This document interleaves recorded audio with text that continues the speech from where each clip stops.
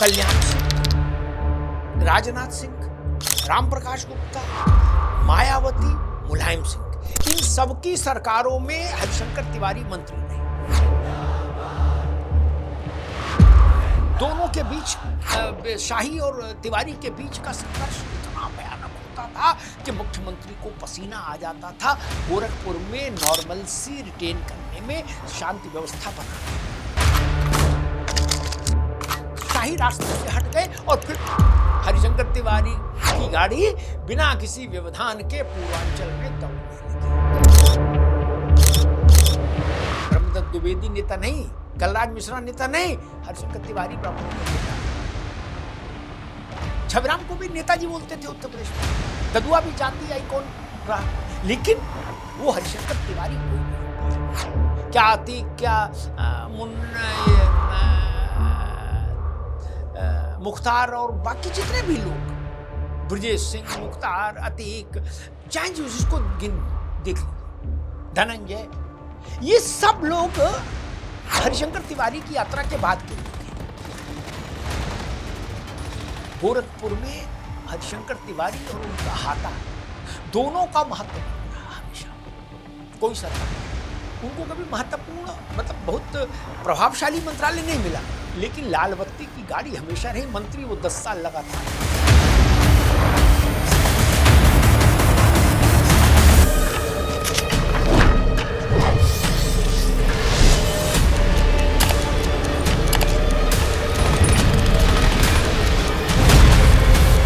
देखिए दबंग डायरीज।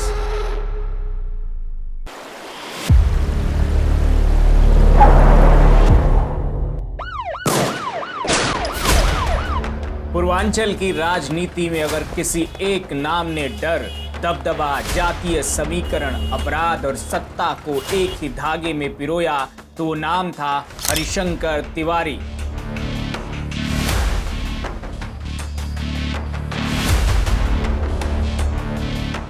एक ऐसा शख्स जिसके खिलाफ हत्या, रंगदारी, गैंगवार और संगठित अपराध से जुड़े 2 दर्जन से ज्यादा मुकदमे दर्ज हुए, लेकिन अदालत में एक भी आरोप साबित नहीं हो पाए। यूपी का एक छोटे कद का शख्स जिसकी निगाहें इतनी पैनी कि दुश्मन की रूह कांप जाए। एक ऐसा बाहुबली जो गोरखपुर की गलियों से निकलकर पूर्वांचल के माफिया साम्राज्य का गॉडफादर बन गया।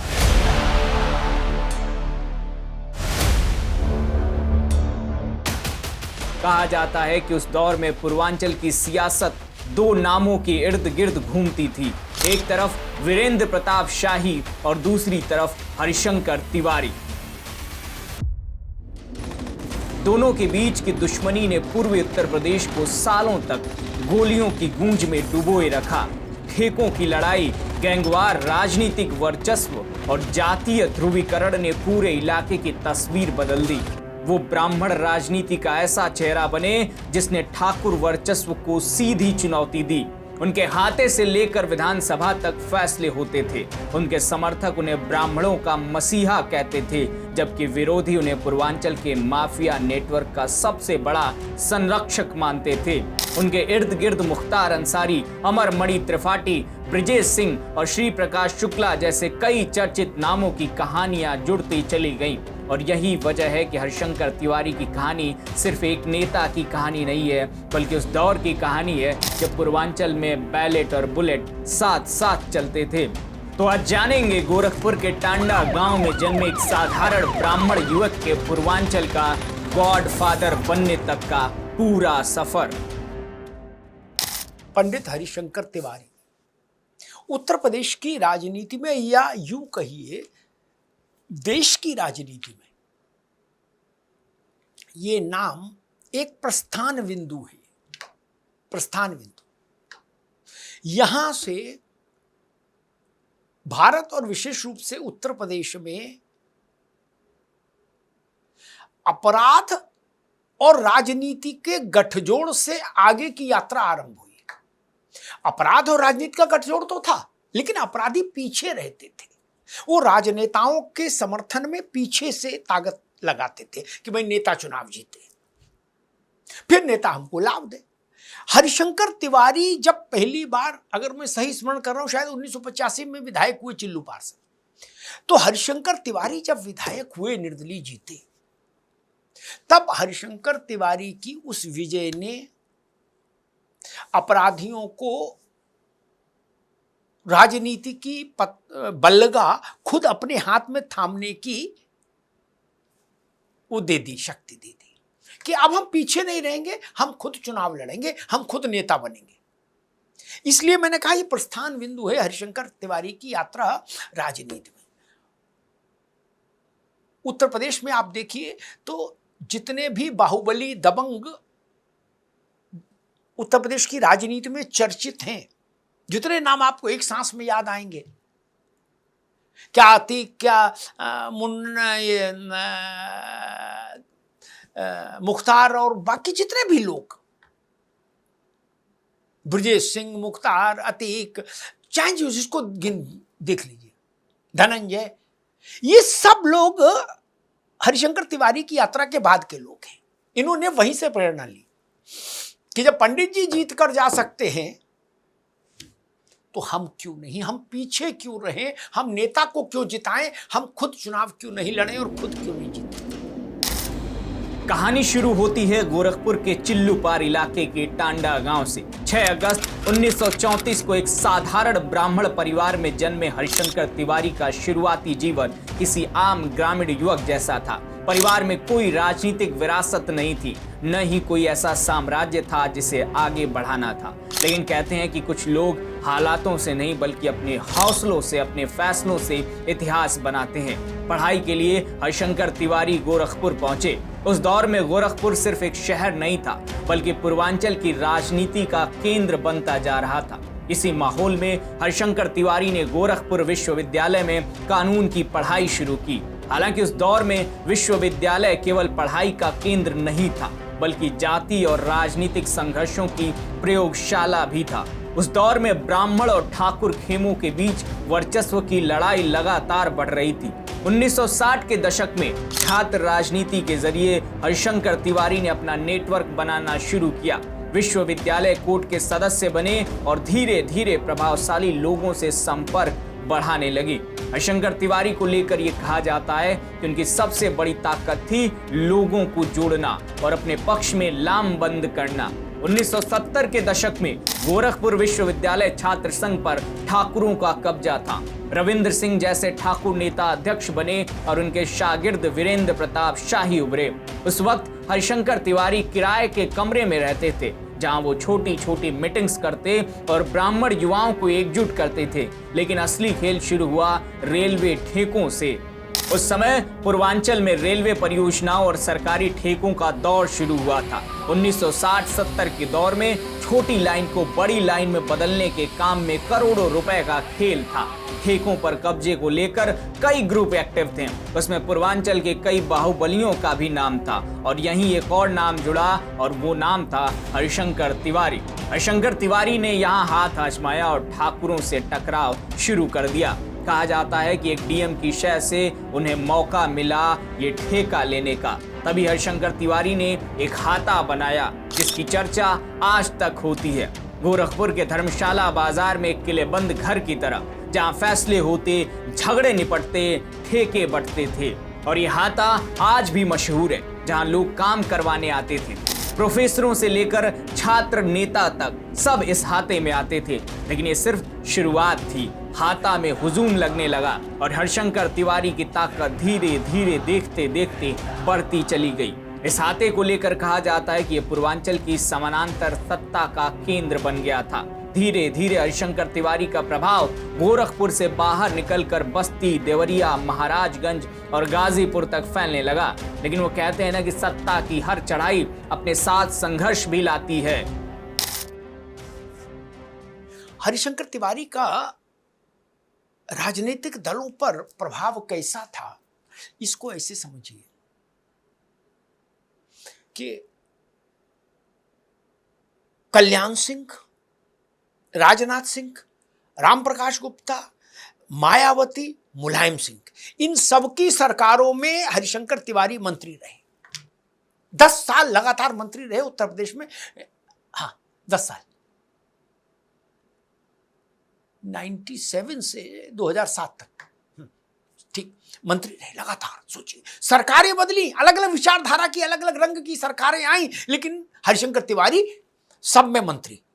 तो कुछ इससे आपको पता लगेगा कि अपराध का प्रभाव कैसे बढ़ा उत्तर प्रदेश की सियासत में।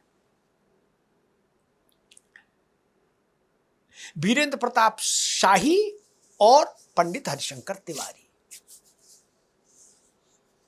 गोरखपुर के भीतर वर्चस्व की इस लड़ाई ने पूर्वांचल में बहुत कुछ बदल डाला। हरिशंकर तिवारी से पहले वीरेंद्र शाही चुनाव जीत कर राजनीति में आए थे, उसके बाद हरिशंकर तिवारी आए। दोनों चाहते थे कि राजनीति का शिखर छुएं ताकि अपराध में भी बोलबाला और बढ़े, संरक्षण रहे, प्रभाव रहे, सरकारों का समर्थन रहे। उन दोनों के बीच में पूर्वांचल के लोग, पुराने लोग आपको बताएंगे कि गैंगवार ने ये स्थिति पैदा कर दी थी। उस समय जब ये सब चरम पर था गोरखपुर में, तो वीर बहादुर सिंह मुख्यमंत्री थे उत्तर प्रदेश के, वो गोरखपुर के रहने वाले थे। दोनों के बीच, शाही और तिवारी के बीच का संघर्ष इतना भयानक होता था कि मुख्यमंत्री को पसीना आ जाता था गोरखपुर में नॉर्मलसी रिटेन करने में, शांति व्यवस्था बनाने में। ये स्थिति थी इन दोनों बाहुबलियों की। वो तो बाद में फिर लखनऊ में शाही मारे गए,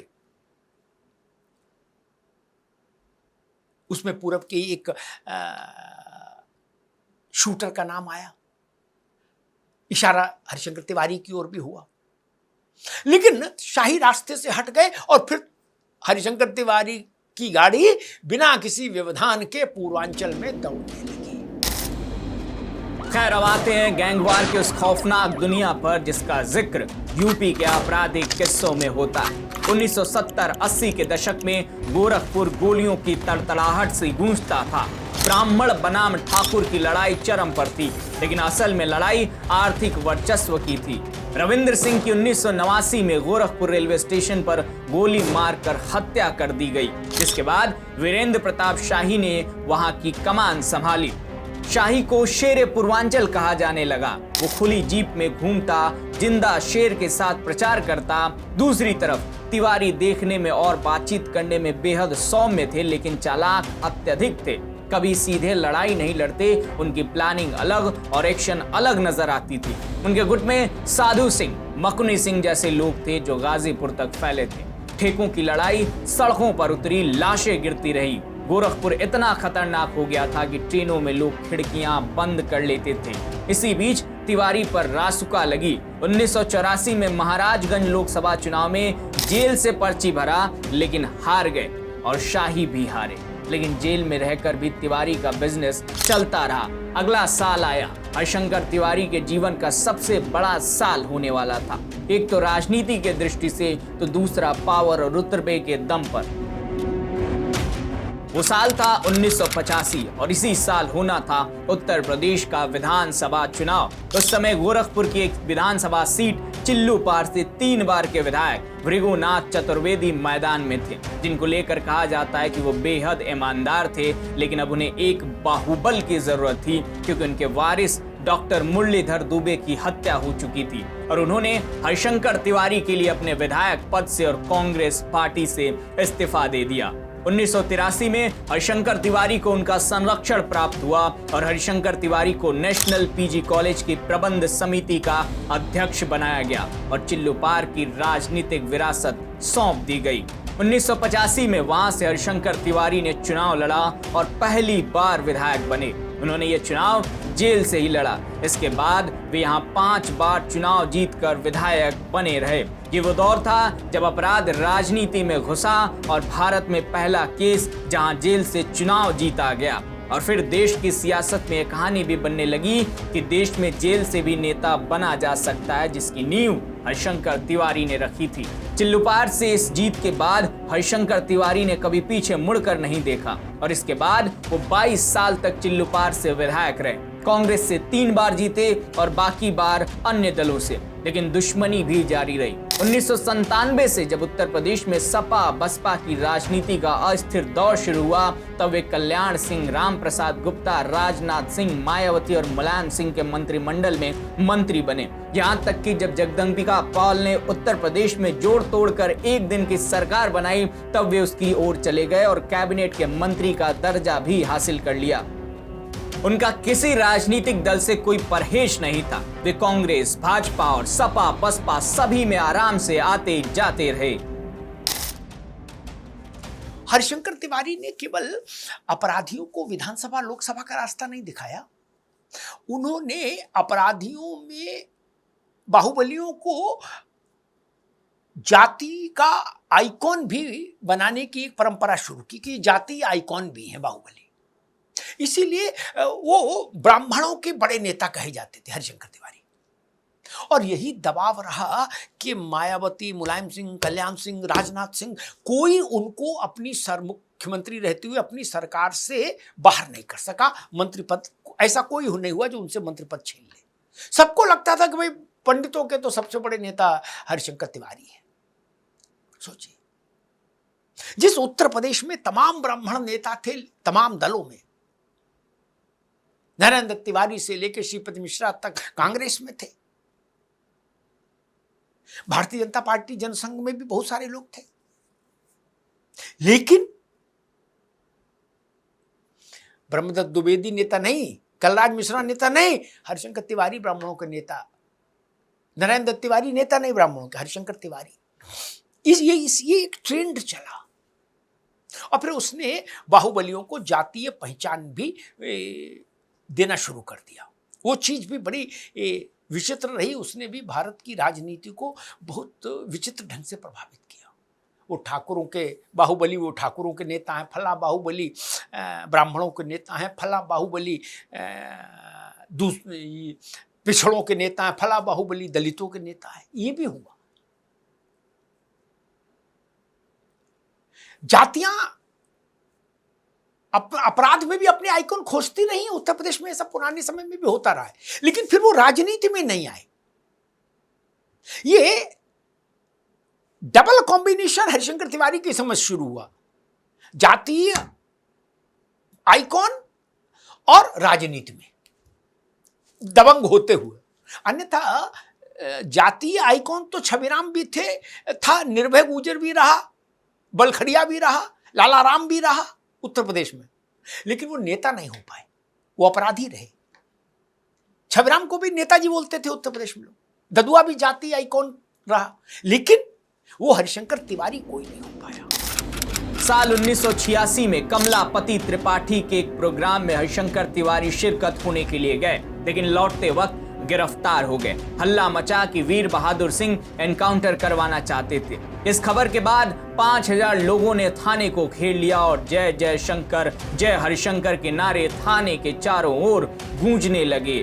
और जब हरिशंकर तिवारी छूटे तो वो ब्राह्मण के निर्विवाद नेता बन गए। इसके बाद अपराध का राजनीतिकरण तेज हुआ। तिवारी के शागिर्द में मुख्तार अंसारी, अमरमणि त्रिपाठी, ब्रिजेश सिंह जैसे बाहुबली उत्तर प्रदेश में उभरे। गाजीपुर में साधु सिंह ने ब्रिजेश सिंह के पिता की हत्या की, जिसके बाद गैंगवार फैलता चला गया। अमरमणि ने शाही को लक्ष्मीपुर में हराया, जिसके बाद शाही कभी नहीं जीते।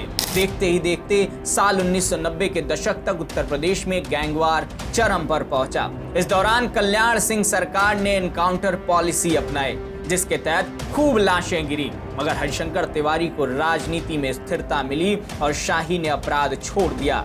लेकिन नया खतरा उभरा, श्री प्रकाश शुक्ला, मामखोर गांव का पहलवान, जिसने बहन से छेड़खानी पर हत्या कर दी और फिर बैंकॉक भाग गया। जब वहां से लौटा तो तिवारी का शागिर्द बना, लेकिन वह अपराध की दुनिया में बेलगाम हो गया था। 1997 में लखनऊ में श्री प्रकाश शुक्ला ने शाही को AK-47 से 100 गोलियां मारी।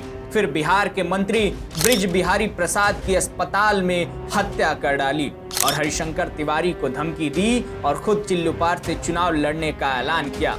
इस धमकी के बाद कहा जाता है कि हरिशंकर तिवारी डर गए थे, जिसके बाद कहा गया कि हरिशंकर ने श्री प्रकाश शुक्ला के मामा को साथ रखा, जो कि उनकी रणनीति का एक बेहद इंपॉर्टेंट हिस्सा हुआ करते थे।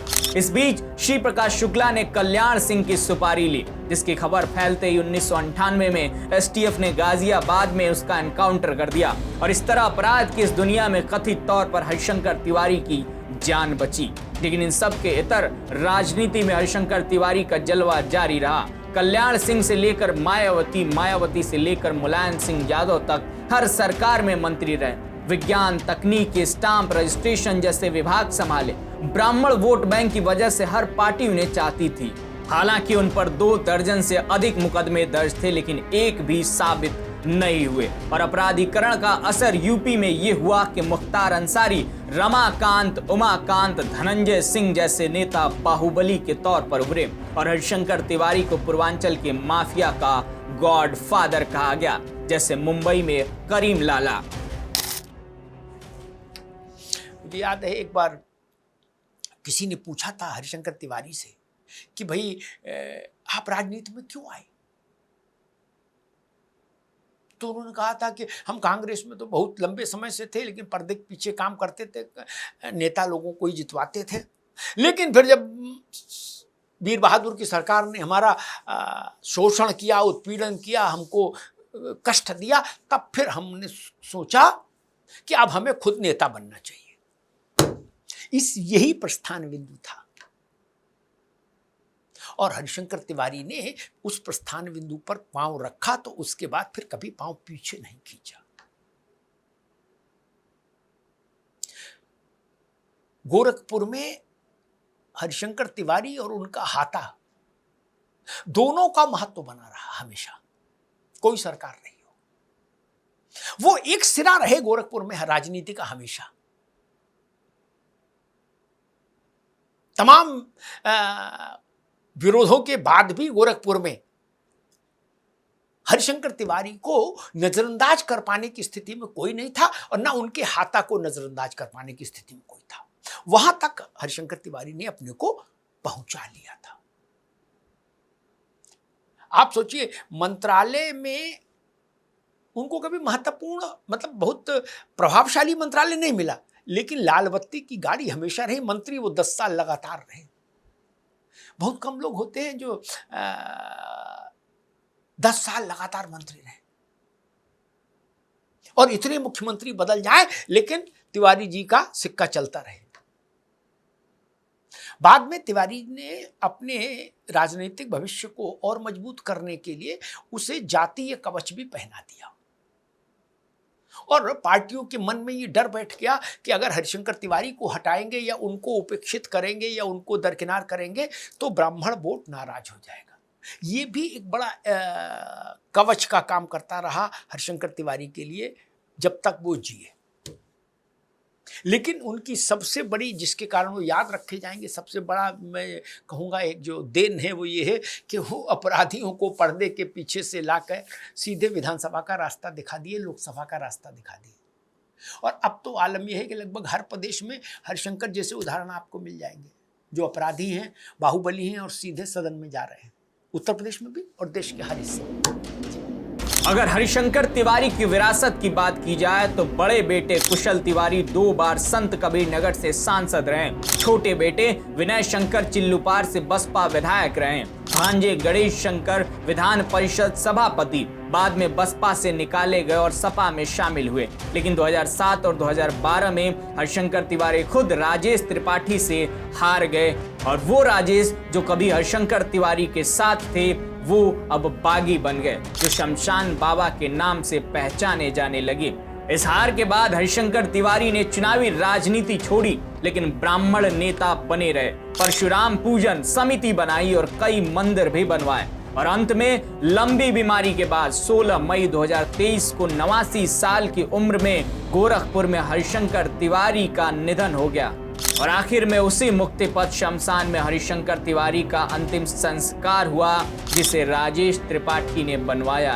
उनकी मौत से एक युग का अंत तो हो गया, लेकिन अपराध राजनीति का गठजोड़ आज भी जारी है।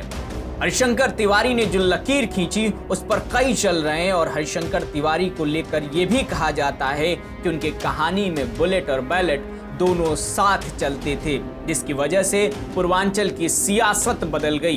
हरिशंकर तिवारी ने एक ऐसा दौर बनाया जिसकी गूंज आज भी पूर्वांचल की राजनीति में सुनाई देती है, लेकिन अपराध और सियासत की नजर से उसके अलग अलग मायने निकाले जाते हैं। खैर, तो ये थी गोरखपुर के बाहुबली हरिशंकर तिवारी की पूरी जीवन गाथा। और अगर आपको ये वीडियो पसंद आई हो तो इसे शेयर जरूर करिएगा और ऐसी तमाम किस्सों और कहानियों के लिए देखते रहिए राष्ट्रवाणी। नमस्कार, जय हिंद।